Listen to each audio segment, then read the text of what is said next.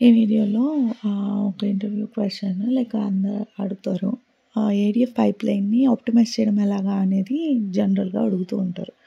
So, ఒక పైప్‌లైన్‌లో మనము data movement చేసేటప్పుడు కాపీ యాక్టివిటీలో ప్యారలలిజం పెట్టొచ్చు. అక్కడ ప్యారలల్ కాపీస్ అనేవి ఇంక్రీజ్ చేయొచ్చు. ప్యారలల్‌గా ఎన్ని రన్ చేయొచ్చు అనని. బ్యాచ్ సైజ్‌ని కూడా ఇంక్రీజ్ చేయొచ్చు. So, compression large files use చేసినప్పుడు కంప్రెస్ చేయడం మేలు. Gzip compression.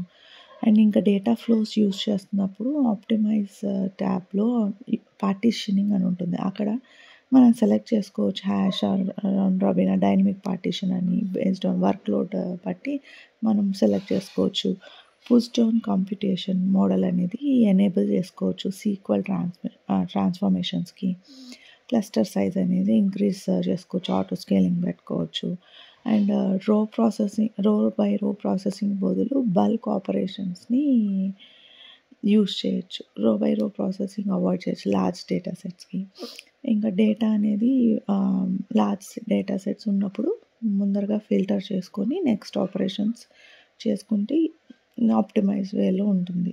And pipeline concurrency increase చేసుకోవచ్చు సెట్టింగ్స్‌లో. యాక్టివిటీ డిపెండెన్సీ ఒక యాక్టివిటీ ఇంకో యాక్టివిటీ డిపెండెన్సీ అనేది మినిమైజ్ చేసుకోవాలి. ఎక్కువ పెట్టుకోకుండా. సో, ఇలాంటివన్నీ మనము ఎనేబుల్ చేసుకుంటే ఏడీఎఫ్ పైప్‌లైన్‌ని ఆప్టిమైజ్ చేసుకోవచ్చు. Thank you.